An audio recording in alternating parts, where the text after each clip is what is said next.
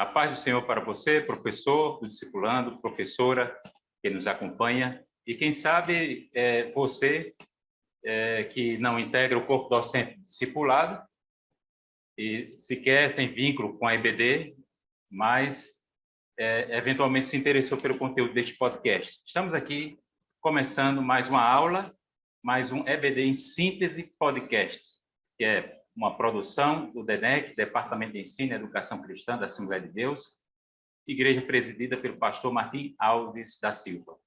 E este que vos fala é o professor Eli, e aqui eu quero já passar a palavra para a nossa professora Celeste Rubinho, que compõe esta honrosa bancada aqui do nosso podcast. Paz do Senhor, Celeste. Pai do Senhor, Pai do Senhor Eli, irmão Dominilson, que prazer, né? Estarmos aqui mais um momento, numa lição muito desafiadora. Vai faltar tempo, com certeza, para tudo que nós vamos querer falar, mas é uma satisfação você que está aqui conosco. Fique até o fim conosco, deixe seu like, porque isso é muito importante para nós.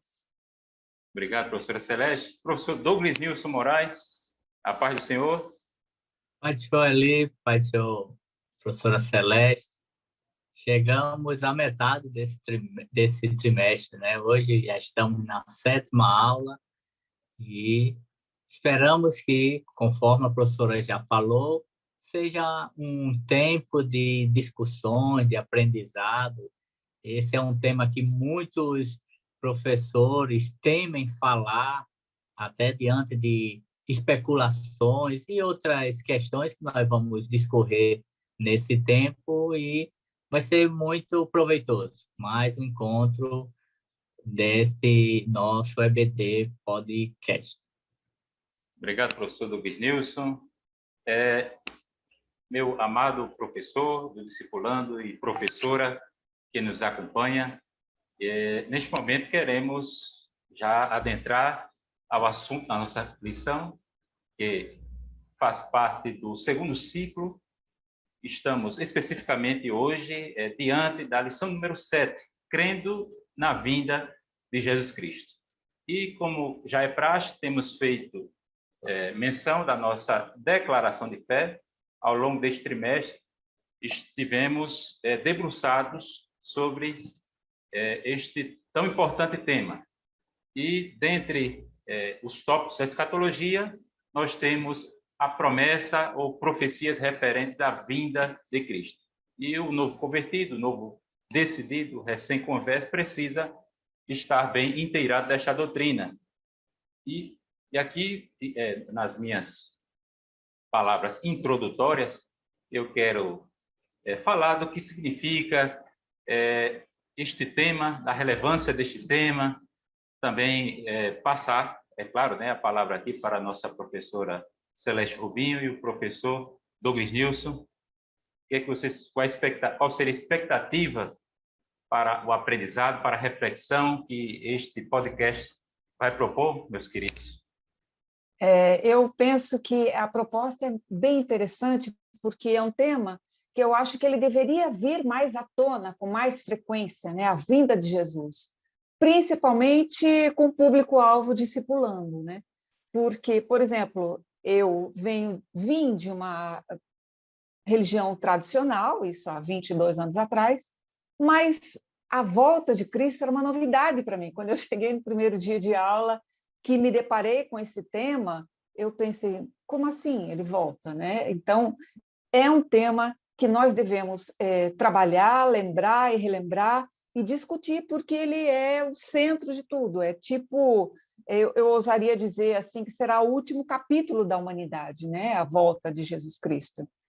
E é uma doutrina gloriosa que a gente tem que trabalhar com muito afinco, embora ela seja extremamente desafiadora, né?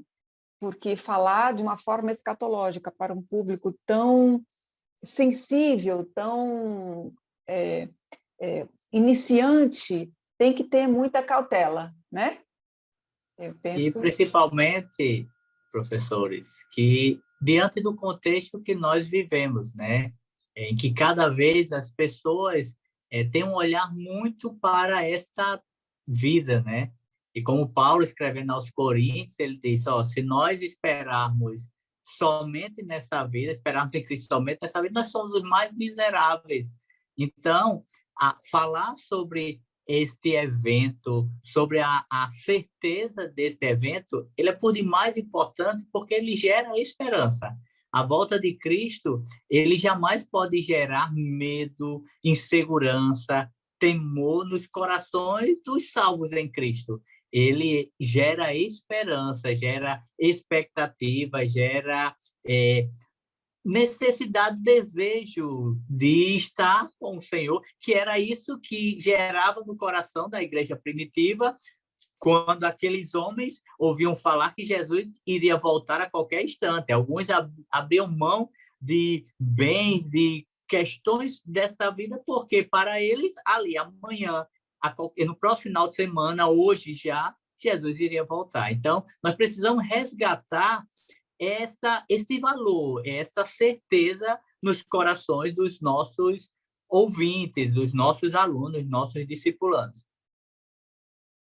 Meus queridos, temos falado sobre a relevância, temos estabelecido aqui a relevância desse tópico para os nossos dias. Inicialmente, eu poderia dizer que o que se representa, como poderíamos definir a vinda de Cristo? Assim, a grosso modo, podemos dizer que a vinda de Cristo significa ou representa a nossa união definitiva com Cristo. A união definitiva da noiva com o seu noivo, né? Então, o que é? Significa isso. A consumação da nossa salvação. Mas para que Jesus viria? Jesus virá para reinar. Então, eu toquei aqui em 3 questões. O que é? O que significa e para quê? Temos falado aqui sobre, o professor Douglas News pontuou muito bem esses aspectos que indicam, que realçam a relevância dessa doutrina.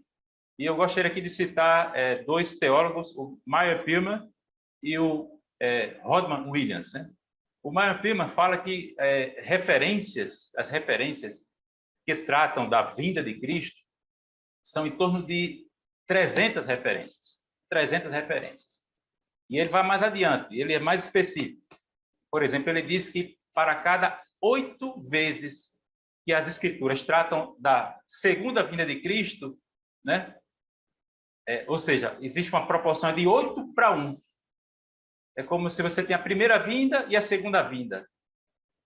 Então, existem 8 referências a mais, sempre em relação à segunda vinda, que é o assunto da aula de hoje, quando você compara a primeira vinda com a segunda vinda. Então, a segunda vinda é mais importante, ela é mais destacada, mais recorrente. E nós temos esse outro autor, o Rodman Williams, que fala que 1/5 da Bíblia se resume a profecias, trata de profecias.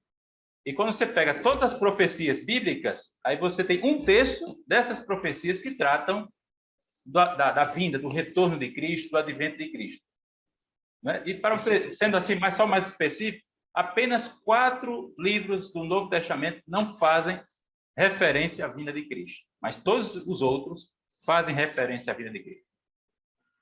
E ele é interessante também pontuar que o evento da vinda de Cristo não é um evento que ele está isolado na Escritura. Então, o desfecho, como a professora Celeste falou, o desfecho de uma história que começou lá no Éden, digamos assim, antes da fundação do mundo, todos esses eventos estavam traçados pelo Deus onipotente ou Deus soberano.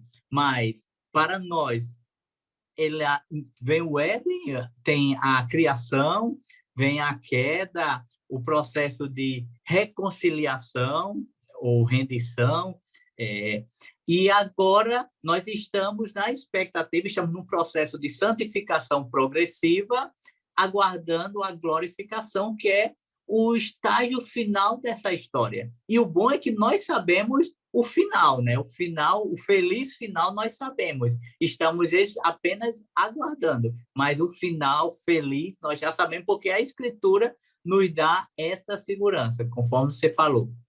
E é interessante também lembrar, o professor discipulando, que esse momento dessa fala, desse trabalho sobre a vinda de Jesus, é um momento que nós temos que nos alertar e alertar esse aluno, porque é uma doutrina gloriosa, mas muito atacada. Por quê? Porque hoje em dia não é confortável eu ficar pensando que Jesus vai voltar, não é confortável ter essa certeza que ele vai voltar. E aí eu posso me deparar com alguns personagens. Por exemplo, os ímpios não gostam dessa doutrina, os ateus, mas eu penso que eles não gostam não só por falta de credulidade de fato, é porque, veja só, se eu realmente acreditar que Jesus vai voltar, eu vou ter que me comportar de uma forma diferente. Então, isso vai demandar de mim um comportamento, vai demandar de mim um esforço, eu vou ter que me adequar muitas coisas, eu vou ter que perceber que a palavra de Deus e todas as profecias que ele próprio vem falando, elas vêm se cumprindo. Então, assim, eu tenho indícios muito fortes de que realmente ele voltará. E ele voltará em glória e para um momento também meio delicado, que é o momento de juízo. Então, isso ele é uma doutrina que me confronta, que me desafia.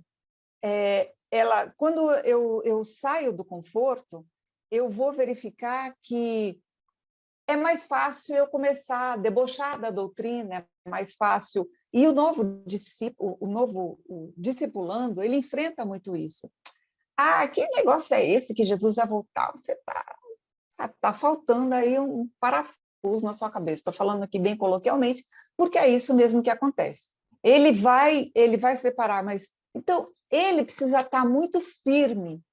Eu creio nisso, eu creio que Jesus vai voltar, eu creio que essa é uma doutrina central, eu creio que isso é o grande fechamento, eu espero por isso. E outra, o pior de todos é o crente que crê nessa doutrina, mas vive como se Jesus não fosse voltar, né? Então, eu também tenho que me comportar pensando, pode ser hoje a volta do rei. Pode ser hoje. Pode ser que essa aula aqui nem acabe e Jesus voltou. Então, esse aqui me faz alerta, né? Eu preciso estar vigilante. E é por isso que eu penso que alguns falsos doutrinadores, quando ele falam, esse sinal já está acontecendo tanto tempo e até agora Jesus não voltou, esses sinais são simplesmente alertas. Isso é a minha interpretação. São alertas para quê? Para que eu fique desperta, para que eu fique atenta, para que eu fique, opa, espera aí, o meu Jesus pode voltar, não é verdade? E também tem um ponto que pode acontecer nos nossos dias, o mesmo entendimento da igreja primitiva. Então, nós temos um público de alunos muito heterogêneo. Pode acontecer de algum novo convertido e aceitou a Cristo e começa a ler a Bíblia e vendo a história da igreja primitiva, das primeiras formações congregacionais, pode achar ele não está errado em crer que Jesus vai voltar agora, porque esse deve ser o nosso entendimento. Mas isso não pode levá-lo a tomar decisões precipitadas, que isso envolve trabalho, envolve outras questões que nós precisamos estar bem solidificados, porque senão esse novo convertido ele pode ter alguns problemas na caminhada. Nós precisamos sim crer que Jesus vai voltar agora, mas nós não podemos ficar com os braços cruzados entendendo, não, ele vai voltar agora, não preciso fazer mais nada. A vida, eu vou esperar Jesus voltar ativamente, na igreja, no meu trabalho, glorificando ao Senhor, fazendo aquilo que chega às minhas mãos, mas estando na expectativa que ele vai chegar a qualquer instante. Meus queridos professores, temos tratado aqui da relevância, da importância desse assunto. A pergunta pela relevância acerca da volta de Cristo, da vinda de Cristo, passa por uma boa definição, ou seja, o que significa a volta de Cristo, a vinda de Cristo, para que Jesus virá, exatamente. E temos também falado sobre os abundantes textos que tratam disso, né? O lugar que esses textos ocupam nas Escrituras é um lugar considerável. Temos também enfatizado a questão da certeza, da confiança, né? E eu gostaria só de enfatizar aqui algumas referências. Porque eu devo ter certeza que Cristo voltará. Primeiro, ele mesmo disse que voltaria. Ele disse em João, no Evangelho de João, capítulo 14. Não se turbe o vosso coração, credes em Deus, crede também em mim. Na casa do meu pai há muitas moradas. Se não fosse assim, eu vos teria dito, vou preparar lugar. E se eu for, e quando eu for, dependendo da versão, e vos preparar lugar, virei outra vez e vos levarei para mim mesmo. Então, Jesus disse que voltaria. Os anjos disseram, de acordo com Atos, capítulo 1, que Jesus voltaria, né? Eles disseram, este mesmo Jesus, que dentre vós foi recebido nos céus, voltará, assim como para o céu o vistes ir. Então, anjos disseram que Jesus voltará. Os autores do Novo Testamento, como eu já pontuei, até de forma estatística e quantitativa aqui, o volume de referências acerca da volta de Cristo, a professora Celeste já acabou antecipando aqui as questões dos sinais, dos indicativos da volta de Cristo, né, que devem nos colocar, digamos, em vigilância e numa postura de sobrealerta, de sobreaviso. E também temos o testemunho da ceia. Porque anunciais, né, todas as vezes que comeis este pão e bebeis este cálice, 1 Coríntios capítulo 11, anunciais a morte do Senhor até que ele venha. Quem colocou dessa forma, nesses termos, essa questão da certeza da volta de Cristo foi o pastor Antônio Gilberto. Antônio Gilberto. E ali... Pois não, professor Domingo. Pode falar, Celeste. Não, eu queria só complementar as referências, né, que ele estava falando. A vinda dele também será pessoal, que isso também está escrito, né, em Atos, capítulo 1, do versículo 9 a 11. A sua vinda será visível, que também nós temos referência, né, Apocalipse, capítulo 1, versículo 7. Ela será audível, né? É interessante, ele vai pegando os sentidos do ser humano e vai escrevendo isso para que a gente tenha certeza. Em Mateus 24, 31, sua vinda será repentina, né? O Mateus fala isso no capítulo 24, 27. Sua vinda será inesperada, eu acho isso fantástico, né? Nós não sabemos o tempo, a hora, e sua vinda será inescapável. Ninguém vai poder dizer, não, eu não sabia, eu não vi, não escutei, não. É inescapável. Todo olho verá, todo ouvido ouvirá, enfim. E sua vinda será gloriosa. Então, são referências para complementar aquilo que o professor Eli muito bem estava falando, que está escrito, né? E o que está escrito não dá. Pois não, professor Domingos. E ali é interessante que em todo esse cenário, né, que você apresenta, havia sentimento de tristeza. Então, quando Jesus diz para os discípulos, não se turbe, eu vou voltar, eles estavam tristes diante do relato que Jesus tinha dito que estava chegando a hora. Lá em Coríntios, de igual modo, na Epístola aos Tessalonicenses, também eles estavam ali numa situação de desesperança, porque se perguntava, e aqueles que morreram? Se Jesus vai vir por esses dias, aqueles que morreram, o que vai ser dessas pessoas? Eles perderam? Então, o evento da volta de Cristo, ele encontra corações tristes também, lá em Atos, quando os anjos anunciam, ele encontra corações entristecidos e vem uma mensagem de esperança para trazer alegria, expectativa aos corações, aos ouvintes. E, de igual modo, aos nossos dias, porque quando nós olhamos para o cenário mundial, é um cenário caótico, um cenário de, muitas vezes, de desespero. Você vê, cada dia vão surgindo novas dificuldades, novas adversidades, e as pessoas podem, olhando para as questões desta vida, entrar num momento de tristeza. Como é que Jesus disse que voltava? Entre a questão do mal, Jesus não está vendo isso, Deus não está vendo isso, não faz nada. Então, a mensagem da volta de Cristo é uma mensagem, por demais, acalentadora aos corações em nossos tempos, porque é o evento, é o grande evento que nós estamos esperando. Nenhum evento que venha acontecer nos próximos meses ou anos se compara a este evento. Obrigado, professor Douglas Nilson. E esse aspecto aí que você destacou sobre como o mundo reage ou se porta diante dessa noção de fim do mundo, né? Como é que nós podemos colocar aqui as perguntas sobre o futuro, né? O mundo ele, digamos, se move desde utopias, projetos políticos e, digamos, verdadeiras engenharias sociais que buscam a todo custo, usando de um arrobo unfanista, implantar uma espécie de reino aqui, né?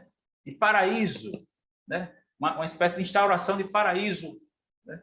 E eles prometem, né? O que eu gostaria de dizer com isso aqui, movimentos utopistas, né?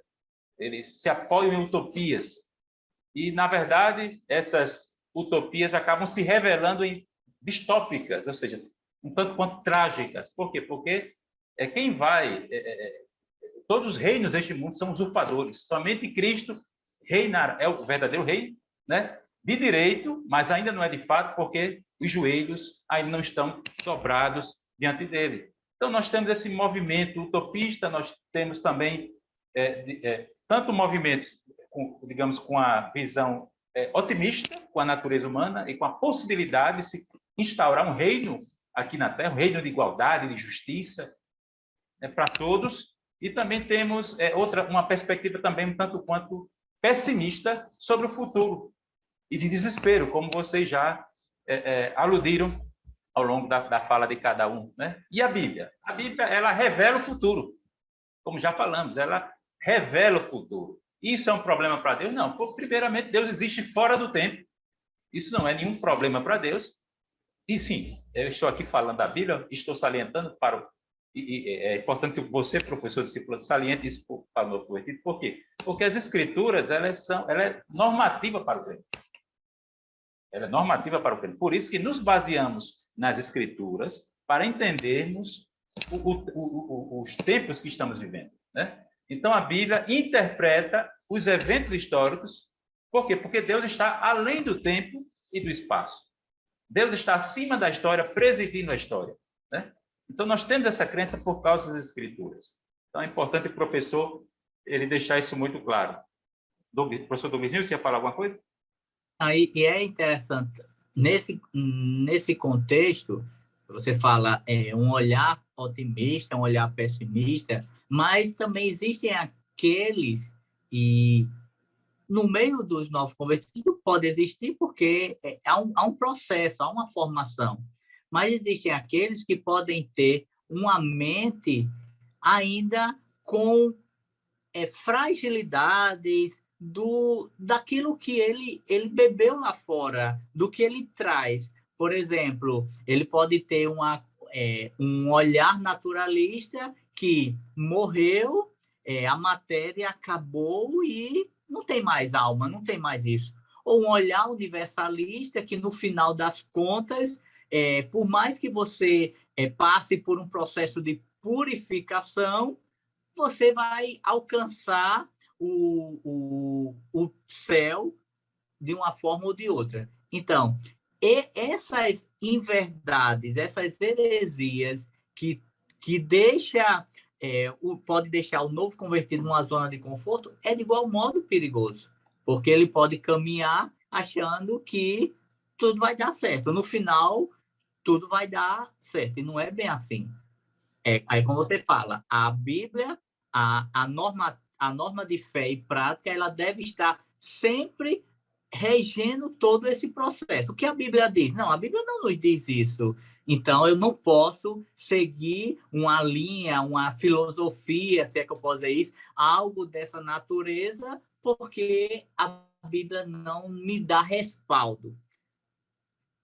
É verdade. E aproveitando, também destacaria que quando nós estamos falando desse novo convertido que ainda, ou por um viés, ele está deslumbrado com o mundo, ou ele está equivocado com algumas informações, é bom também deixar claro que alguns exemplos do próprio Jesus, né? Porque lá em Marcos, capítulo 13, dos versículos 1 a 8, quando eles estão saindo do templo e os discípulos falam, olha que beleza, que bonito, olha as pedras, e Jesus fala, sim, olha, não vai ficar pedra sobre pedra, ou seja, Jesus não se impressionava com a glória possível deste mundo, né?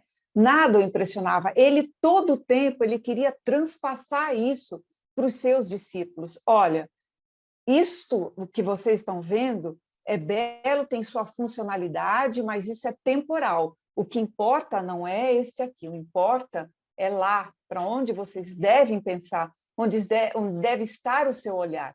É claro, como o professor Dorlinês falou, que o meu olhar para o futuro e a minha esperança em Cristo, né? Porque Ele é a minha esperança, em 1 Timóteo 1:1, Jesus Cristo, esperança nossa, Ele é uma esperança real. Mesmo estando o meu olhar na esperança, isso não me exime de fazer as minhas obrigações diárias, né? Eu tenho que continuar, diga ao povo que marche. Então, continue fazendo o seu melhor, da melhor forma.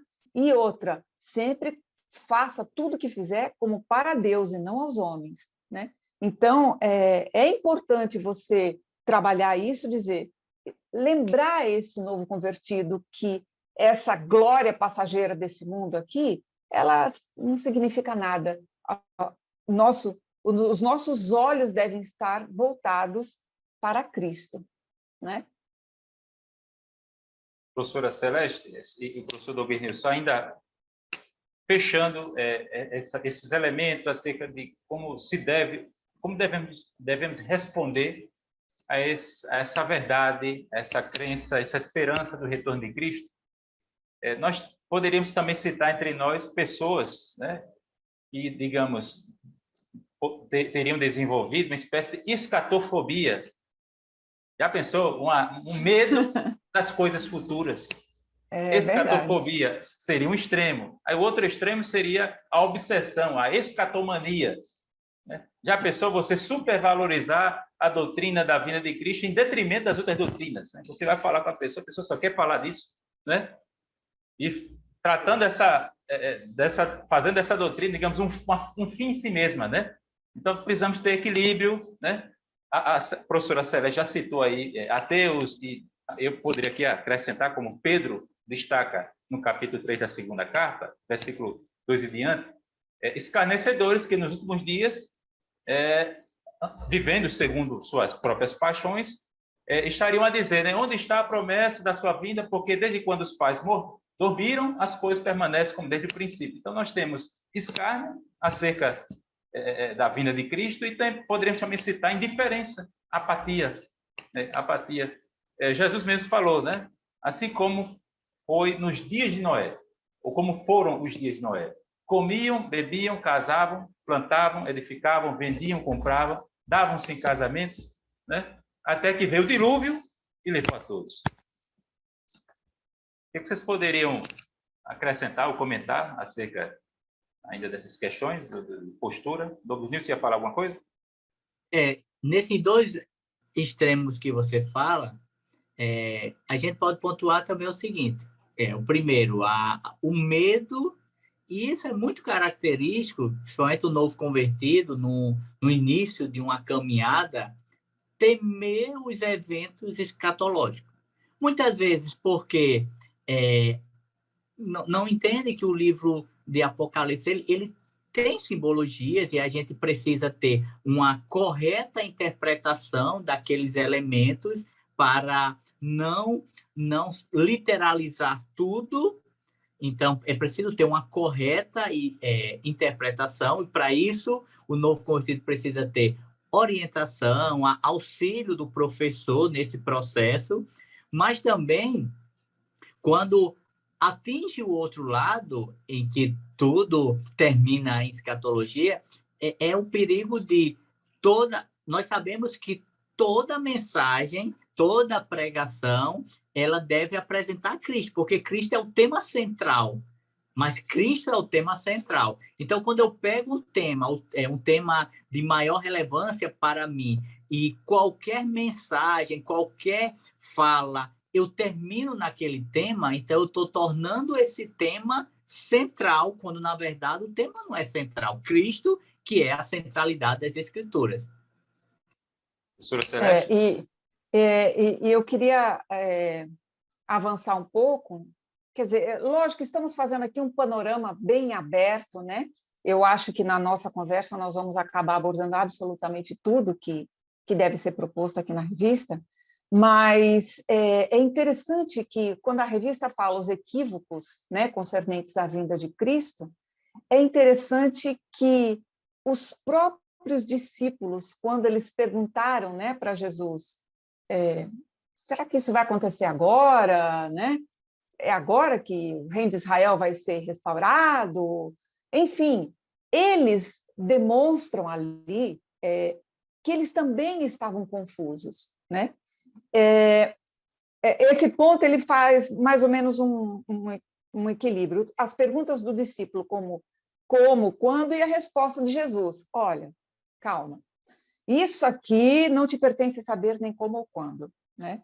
É como se Jesus estivesse falando, porque lá na frente ele vai dizer mais, o que você tem que prestar atenção mesmo isso aqui não pertence você saber, não vos pertence saber o tempo, nem ou as estações. E esse tempo, as estações, né? Quando ele fala tempos, ele está se referindo aqui a cronos, né? Que é a forma de perceber o tempo quantitativamente. E quando ele fala ou as estações, que ele também está dizendo nenhum nem outro, as estações aqui, ela se refere a kairos, que percebe o tempo qualitativamente, né? Que o Pai estabeleceu para o seu próprio poder. Ou seja, ele está dizendo o quê?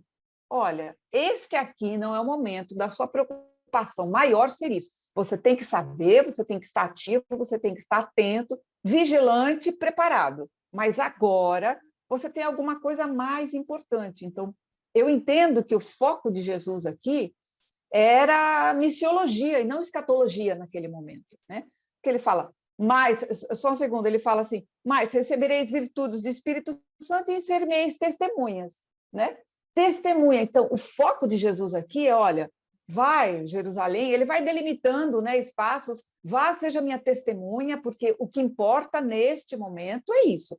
Não que escatologia não seja importante, por óbvio se está na palavra de Deus mas ali ele queria essa testemunha, essa palavra, ela mártir, né, que significa, naquele momento era um risco de morrer intenso, e aí, coincidentemente, eu estava lendo esse livro aqui, que é o livro dos Mártires, né, de John Fox, também tem pela CPAD. É interessante para que a gente se depare. Quer dizer, então, professor, estamos falando com os professores, né, discipulantes, então eu tenho que estar mais preocupado no momento, eu preciso saber, mas minha preocupação maior no momento é a pregação do evangelho, né, professor Douglas? E é interessante porque, Celeste, os discípulos caminham com Jesus, e até nesse evento de Atos, capítulo 1, mas na mente deles e da comunidade judaica era que o Messias ele viria como um rei Davi, como um poder. Então, por isso que eles perguntam, vai restaurar tu o reino de Israel? Eles entendem, na mente deles, Jesus ali a qualquer momento ia se revelar, já tinha o seu exército ali, os 12, e iria arregimentar um grande exército para governar humanamente, terrenamente. E Jesus, por vários momentos, diz, o meu reino não é deste mundo. Em outro contexto, Jesus disse, olha, você não sabe o que está fazendo quando Tiago e João querem tocar fogo numa cidade porque não deixaram ele passar. O olhar deles era um olhar militarizado, terrenamente. E Jesus está dizendo assim, não, agora vocês precisam ficar em Jerusalém, vai viver, vocês vão levar à frente essa mensagem, mas o meu reino não é um reino terreno envolvido apenas localmente, mas é mundial, é geral, é universal nesse aspecto. Meus queridos, vou só concluir aqui o primeiro tópico, que trata dos sinais. Temos falado sobre a certeza da volta de Cristo, né? É interessante o professor deixar claro que estamos vivendo já os últimos dias. O autor aos Hebreus, no capítulo 1, versículo 1, diz, né? Havendo, antigamente, Deus falado aos pais de muitas maneiras, e muitas vezes aos nossos pais pelos profetas, a nós, nesses últimos dias, falou-nos pelo seu Filho. Então, estamos vivendo os últimos dias desde do registro, né, do autor aos Hebreus, ali no capítulo 1, estamos já vivendo os últimos dias. Nesses últimos dias, Deus falou-nos pelo seu Filho. Então, outro ponto, nenhuma profecia está por se cumprir, a não ser a profecia de que Cristo virá para buscar a igreja e tal, né, que é a primeira fase dessa segunda vinda. Então, vivemos os últimos dias, nenhuma profecia tem um cumprimento pendente, né? E aqui eu gostaria de destacar um aspecto dessa doutrina da vinda de Cristo, que também tem a ver com esse caso, que é a iminência da volta de Cristo. Iminência é aquilo, a qualidade ou a propriedade daquilo que ameaça ou que está para acontecer ou em vias de acontecer a qualquer momento, né? Então, a Bíblia fala que a nossa salvação está agora mais perto do que quando no princípio cremos, Romanos capítulo 13. Em Filipenses, no capítulo 4, nós vemos Paulo falando que o juiz está às portas. Tiago também vai falar que o Senhor, perto está o Senhor, perto está o Senhor. E no livro de Apocalipse nós temos diversas referências, né? Que o Senhor diz, eis que cedo venho, né? Cedo venho. Temos também a metáfora do ladrão, né? Que o Senhor virá como ladrão da noite. Primeira carta de Paulo aos Tessalonicenses, capítulo 5, versículo 2. A igreja primitiva se saudava, se cumprimentava com Maranata, ora vem, Senhor Jesus. A patrística também defendeu, pregou, esperava a vinda de Cristo a qualquer momento, né? Eu não posso datar, dizer, Cristo virá agora, né? Eu não posso datar, Cristo virá tal dia. Mas também se eu disser, Cristo não virá hoje, eu também estou datando, né? Então eu posso excluir, eu não posso excluir do dia de hoje a volta de Cristo. O correto seria nós colocarmos nesses termos, Cristo virá a qualquer momento. Cristo virá a qualquer momento. E É por essa isso a datação... importância de estar vigia, né? Desculpa, professor. Vigia. Não, Não, pode falar. Celeste, professor Domingues. E essa datação é interessante porque a própria lição vai apresentar, no segundo tópico, né, algumas personagens, digamos assim, na história do cristianismo que dataram. Como também em seitas existiram pessoas que dataram este evento da volta de Cristo. E todos Professor eles Dominilson? fracassaram. Sim? Pode falar. Só para complementar, dataram e continuam datando, né? Porque existe uma religião /seita, que não vamos aqui mencionar, que eles incansavelmente eles continuam fazendo alguns cálculos, que não tenho a menor ideia como seja, e eles continuam dizendo, olha, vai vir tal dia. Já erraram assim, pelo que eu contei, foram... Né? Pessoas exatamente. decepcionaram. E porque aí veja que as pessoas estão querendo datar um evento como se isso fosse o mais importante. O mais importante é, voltando para a Escritura, o que foi que Jesus deixou para nós? Fique vigilante, a qualquer instante. Então, se Jesus quisesse datar, ele teria datado, mas em compensação, se nós soubéssemos, porque nós temos uma natureza pecaminosa. Se muitos de nós, vou dizer todos, mas muitos de nós, sabendo que Jesus viria no dia 14 de agosto de 2022, muitas pessoas poderiam querer dar uma volta por aí e quando chegasse ali nas vésperas, nos dias que antecedesse, voltar e tudo estava bem. Não, claro que não são todos, porque eu particularmente entendo que a experiência do novo nascimento é uma experiência preenchedora. Então, estar lá fora não me faz falta, mas muitas pessoas vivem inconstâncias na caminhada. Então, pode simplesmente dizer, não, então vou ali, vou resolver minhas questões, vou tratar algumas coisas, não estou ainda muito bem para estar na igreja, lá para o início de agosto eu volto. E aí, Jesus não deixou isso, e ele deixa bem claro. É como um piscar de olho. Não dá para você fazer nada, mudar qualquer posição. Ou é ou não é. Perfeito. E eu penso, professor Dominilson, que essa ansiedade dessas dezenas de religião /seita que continuam datando é porque ao ser humano é muito difícil para ele entender que ele não tem o controle das coisas. Ele não tem. foge ao seu controle. É muito difícil, é muito confortável para mim pensar, eu sei o que eu vou fazer, eu planejo meu dia, eu sei que hora eu vou fazer isso. Tal. Quer dizer, eu penso que eu tenho controle das coisas, da minha vida, do futuro, dos momentos, mas eu não tenho. E esse fator de escancarar na minha cara, sabe, dizer, Celeste, você não tem o controle, tá, querida? Então, qual é o seu Isso, papel? Não é não, professor? Pois não, pode falar. Celeste, isso é interessante, Eli, porque isso mostra, assim, a minha atitude evidencia um sinal nesse íntere até a volta. Porque quando eu não tenho tempo, eu quero ser senhor do meu tempo, eu estou paralelamente evidenciando um sinal que Cristo diz que nos últimos dias há um esfriamento, as pessoas que são senhores de si mesmo. Então, os comportamentos humanos evidenciam mais ainda esses sinais. Se nós olharmos há 50 anos atrás, a vida era totalmente diferente. As pessoas, uma hora dessa, boa parte dos nossos pais já estariam deitados, dormindo.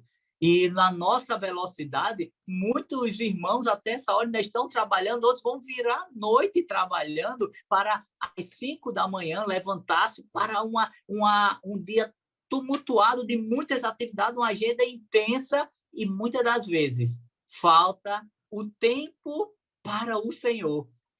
O tempo para o Senhor ele vai ficando lateralizado. Isso evidencia o fim dos tempos.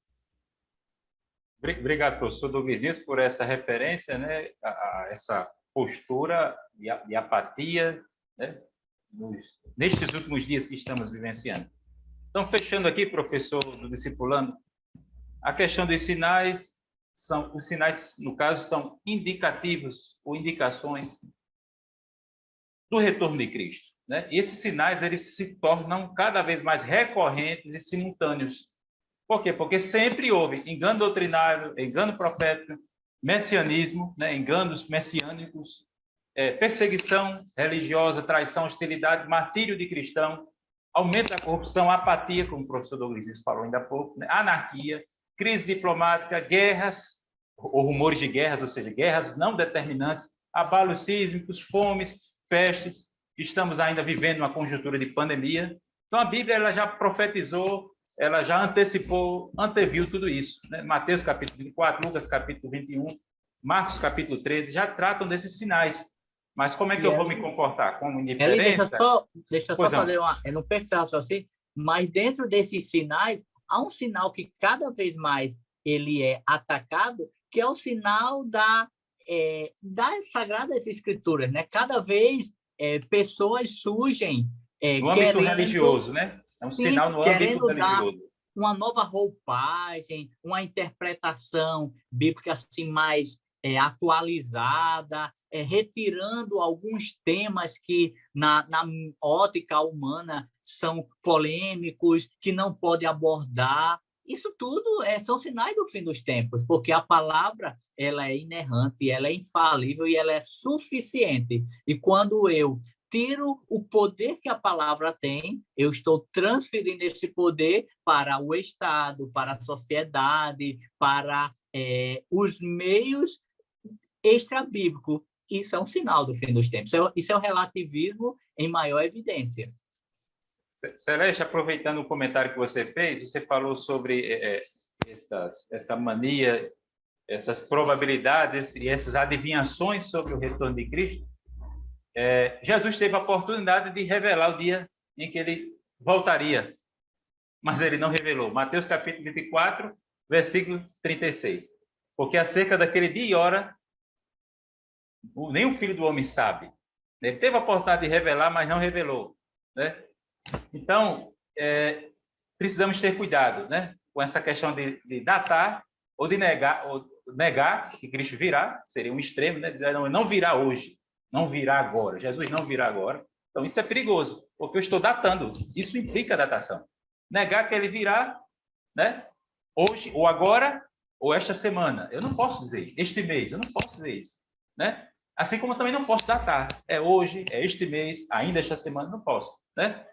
Então, é um evento sem datação e muito cuidado com a interpretação das profecias. Estamos caminhando agora para o segundo ciclo, aliás, segundo tópico, aliás, terceiro tópico. Temos falado sobre alguns equívocos, sobre a vida de Cristo, falamos sobre os sinais, e agora o terceiro tópico, caminhando já para o desfecho da nossa lição. Precisamos ter cuidado com a interpretação das profecias. Em Apocalipse, capítulo 22, versículos 18 e 19, está escrito que aquele que acrescentar alguma palavra à interpretação deste livro aqui, a referência ao livro de Apocalipse, mas é claro que, por extensão, isso se aplica às Escrituras, aquele que acrescentar alguma coisa. Aí, de novo, professor Douglas, voltamos àquele assunto da interpretação das Escrituras, Sim. que a Bíblia tem apenas um sentido, embora tenha várias aplicações. Aquele que acrescentar, a esta pessoa serão acrescentados os castigos e flagelos dos juízos descritos ali no livro de Apocalipse. Os selos, as trombetas e as taças. E os juízos das duas testemunhas, né? Então, juízos temporários, os juízos terrenos. E aquele que tirar, aí também será tirado da parte que caberia essa pessoa na árvore da vida. O que é isso? Isso é um juízo eterno. Quem fala isso nesses termos é o autor Grant Osborne, no comentário exegético do livro de Apocalipse. Tenha muito cuidado, muita cautela com a interpretação de profecias.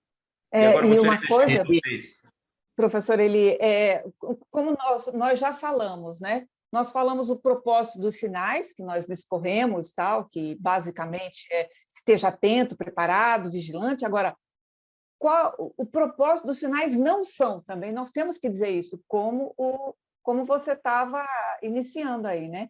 Ou seja, o propósito do sinal não é um indicador da proximidade da vinda, né? Eles são alertas. Por exemplo, muita gente fala assim, eu já vi alunos falando, não, porque não acontecia tanto terremoto como vem acontecendo, não acontecia tantas desgraças como vem acontecendo. Olha, acontecia assim. Isso sempre aconteceu, faz 2000 anos que está acontecendo e vai continuar acontecendo, porque isso são alertas, são lembretes. Então, eu não posso pegar uma guerra, estamos na iminência de uma terceira guerra mundial, sabe? As pessoas estão loucas para pegar um item e fazer daquilo uma doutrina todinha, não? Então, isso é um sinal de que Jesus, então, está voltando, não. Cuidado, que você tem que ter cuidado com os propósitos do que o sinal é e do que o sinal não é. E quanto mais esses eventos eles potencializam, aí sim nós vemos que o príncipe deste século ele sabe também que os dias deles estão chegando ao fim. Então, qual é a única ação dele nesses dias finais do seu governo na Terra? É potencializar, é aumentar a destruição, aumentar deturpar os valores, porque fazendo isso, ele vai captar mais pessoas para o reino dele, que é o inferno, que é a vida eterna distanciada de Deus. Em contrapartida, veja a responsabilidade nossa também, nós, professores. Nós temos que ter uma convicção, uma solidez desses eventos, e no caso aqui da volta de Cristo, porque essa mensagem ela deve gerar esperança. Esperança para quem está no caminho, para permanecer. Deve servir, como a professora Celeste falou, de alerta para quem está fora do caminho, que ainda é tempo de entrar no caminho. E também é uma esperança para aquele que nunca entrou no caminho, mas que a porta da graça ainda está aberta. Então, essa mensagem nós precisamos, não podemos mascarar sua verdade, mas nós precisamos apresentá-la como uma mensagem de esperança, porque todos os temores, as inseguranças que permeiam a história escatológica, o evento escatológico, ele não pode ser algo meramente teológico, que alguém diz de escatologia, mas isso não gerou esperança no meu coração. Isso não aqueceu o meu coração para estar mais, buscando mais o Senhor nesse íntere da sua vida. Então, eu entendo que essa mensagem ela deve gerar esperança. E só para corroborar com o que o professor está falando, a vinda de Jesus Cristo é o evento mais importante a se realizar no calendário de Deus. Então, eu acho que esse deve ser a esperança tremenda que vê, ai, que bom, ai, Jesus vai voltar, isso me dá um alívio no coração. Ela representa a vindicação da igreja, o julgamento do mundo, a igreja será justificada diante do mundo e representa o encerramento da era presente e a inauguração do estado eterno. Isso é importante ficar claro. Agora, sem terrorismo, né? Sem apavorar esse novo convertido. Dizer, olha, há um caminho, fique em paz, há um caminho, Jesus vai voltar, mas vamos prosseguir aqui, né? E dentro evangelho, né? E dentro dessa linha, Eli, a gente já está encaminhando para o final, mas ao professor é preciso também entender uma coisa, e você foi muito feliz na sua fala introdutória, quando citou a nossa declaração de fé. Nós precisamos entender que nessa parte, nessa questão escatológica, existem várias linhas. Existem aqueles irmãos que são amilenistas, existem aqueles que, acerca do arrebatamento, nós somos pré-tribulacionistas. A nossa declaração de fé deixa isso bem claro, e nós precisamos deixar isso claro para o nosso aluno. Verdade. Mas existe os irmãos que são meso-tribulacionistas, existem aqueles que são pós-tribulacionistas, existem aqueles que entendem que a segunda vinda de Jesus ele se dará naquele aspecto de todo olho verá apenas. Nós entendemos que essa segunda vinda terá 2 momentos. Um momento para a igreja, que é o arrebatamento, que somente os salvos em Cristo terão essa experiência. Mas tem um segundo momento, quando pós esse período da grande tribulação, a igreja volta com Cristo para reinar com ele na terra. Então, esses eventos, essa sequência, a nossa declaração de fé deixa muito claro. É o calendário. A declaração de fé deixa isso muito claro. E o nosso professor ele precisa ser fiel ao nosso credo doutrinário para depois não deixar o aluno confuso, principalmente nos dias atuais, onde a internet, o acesso à informação, a várias informações, está muito fácil. Então, o professor ele precisa ser muito autêntico e muito fiel ao nosso credo, que é fundamentado nas Escrituras. Obrigado, professor Douglas. Me permitam só voltar um pouco à colocação da professora Celeste. Quando ela relacionou os sinais da vinda de Cristo, os sinais com a iminência, né? Para que ninguém, digamos, entenda de maneira equivocada, né? Os sinais, o que eu quis dizer? Qual o problema aí? É quando você isola os sinais do seu contexto, né? Ou se toma como referência um ou outro sinal para datar a vinda. Isso. O que as Escrituras tratam? Realmente os sinais são da vinda, não é de que Jesus não virá. De fato, os sinais apontam que Cristo voltará, né? Então, mas qual é a diferença? O que a gente precisa considerar aí é que esses sinais estão cada vez mais recorrentes, frequentes e simultâneos, ou seja, eles são cada vez mais concomitantes, acontecendo ao mesmo tempo. Esses sinais já aconteciam, mas eram mais infrequentes. Mas hoje não, eles são mais recorrentes. À medida que a gente avança para o final da história, esses sinais são mais recorrentes e concomitantes ou simultâneos, né? Mas são sinais da vinda de Cristo, e não de que Cristo vai demorar, né? Agora, Cristo deixou claro, né? São princípio de dores. Não é o fim ainda. São princípio, tratam-se, né? Tudo isso aí são princípios das dores, né? Agora, meus queridos, só aqui, fechando essa questão da interpretação, sobre o arrebatamento, a vinda de Cristo, em geral, é uma profecia incondicional. Né? Incondicional. Não depende de eu ser fiel ou não, ou de eu estar bem ou não com Deus, Cristo voltará.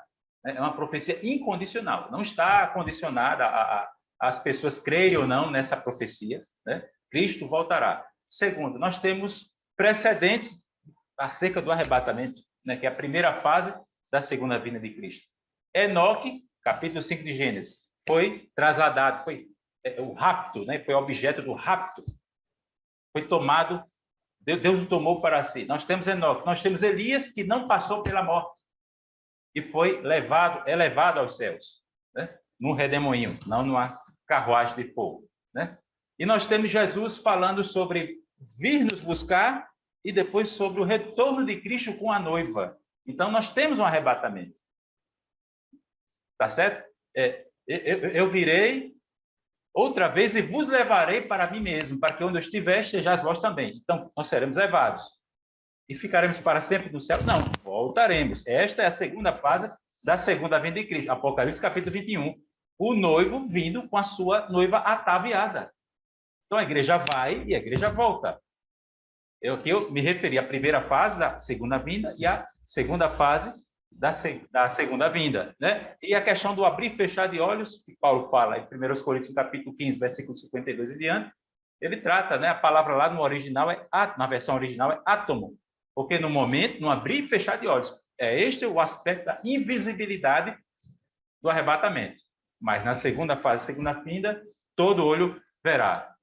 Então, meus queridos, eu queria só fazer essa distinção entre vinda visível e vinda não visível, que é o arrebatamento da igreja.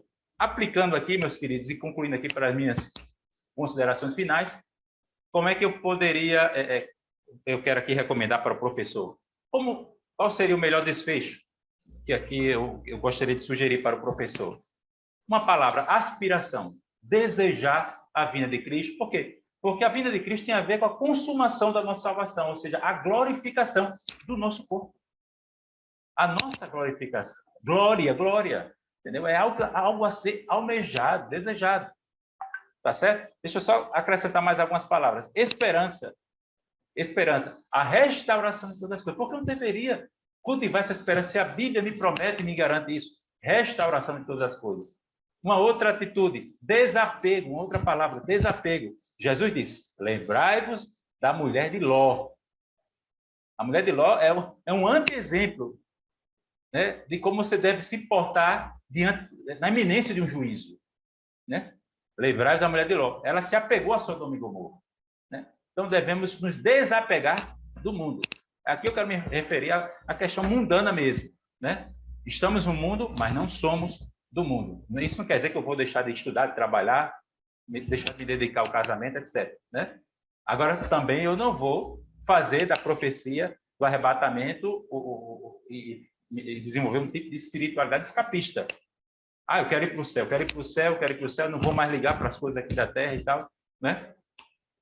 Ir para o céu. Tá certo, meus queridos? Então, mais três palavrinhas. Enquanto Jesus não vem, eu devo vigiar, devo estar apercebido, devo exercer a piedade, viver santamente, piedosamente, e devo também evangelizar e cumprir o ministério que Cristo me confiou. Né? Então, vigilância, piedade e ministério, ou seja, o exercício dos dons. Obrigado, meus queridos. Não, pode falar, Celeste. Pode falar. Não, é só as considerações finais mesmo. Eu deixaria como sugestão ao professor uma pergunta, que ele fizesse uma pergunta aos seus alunos. Você gostaria, você queria, você almejaria que Jesus voltasse hoje na sua vida? Eu acho que perguntas são provocativas e são muito instrutivas, não para que ele responda, para que ele não responda, para que ele vá para casa e medite nisso, e pense nisso, e aproveite as referências da revista e as referências que os professores, que nós aqui tanto falamos, eles vão ter referências em abundância, para que ele pesquise. E ele chegue a uma conclusão. Eu gostaria que Jesus voltasse hoje, né? porque em Apocalipse 22:20 é lindo, ora vem Senhor Jesus, né? É um clamor, né? Porque é o ápice de tudo, é o grande desejo do cristão. Então, fica aqui as minhas considerações finais com a pergunta, professor. Provoque o seu aluno. E nas minhas considerações finais, certa vez em uma aula, um professor falando sobre a questão da comunicação, dos jornais, ele falaram o seguinte, que muitas vezes no Brasil, os jornais, eles têm é uma técnica que se tem. Você começa um jornal com os piores acontecimentos, catástrofe, morte, a inflação em alta, e o final desse jornal vai apresentar algo que faça o espectador esquecer tudo aquilo. Então, vai falar sobre o futebol que se desponta no país, sobre uma história de superação. E aí eu entendo que, ao contrário dos jornais, o nosso caso não é botar debaixo do tapete uma história. Na verdade, é revelar a história. Nós sabemos que o final, falamos de esperança, porque a Bíblia ela inicia e conclui esperança. Então, essa é a mensagem, é esse o final desse jornal, desse programa que estamos vivendo. Esperança, porque tudo dessa vida vai passar, mas o Senhor voltará, e a nossa esperança é Ele vir, como diz o hino da harpa, breve Ele volta, quando eu não sei, breve Ele volta, Jesus virá outra vez. Aí, se ele quiser ensaiar aí com sua bela voz esse corinho, você encerra a aula e ficamos satisfeitos. Obrigado, professor Douglas Nilson. Obrigado, professora Celeste Robinho. Professora do discipulando, você que ensina o discipulando, esta é a nossa expectativa, né, que você faça um bom aproveitamento desses subsídios, desses questionamentos, dessas provocações que fizemos e as reflexões, né, que tentamos aqui direcionar, de alguma forma, levar aqui para a sua compreensão. O tema escatológico geralmente envolve muita controvérsia, muita discussão. Alguém até já falou que é um debate que causa mais calor do que luz, né? Mas desde que venhamos a conduzi-lo, né, pautado nas Escrituras, né, nós seremos edificados e a nossa vida será transformada, a vida do aluno será transformada e esperamos que o discipulando seja abençoado com este podcast. Queremos aqui concluir a nossa participação em mais um EBD em Síntese podcast. Graças a Deus pela vida dos professores Douglas Nilson e professora Celeste. Graças a Deus por sua vida, você que ensina no Discipulando. Queremos aqui agradecer também ao pastor Reinaldo e ao pastor Martim Alves por mais este apoio, né, em confiar a nós esta missão de levar adiante uma reflexão da palavra de Deus dentro dos moldes do podcast. Obrigado a todos e a paz do Senhor. Até a próxima lição. A paz do Senhor. Até a próxima. Paz do Senhor. Até a próxima.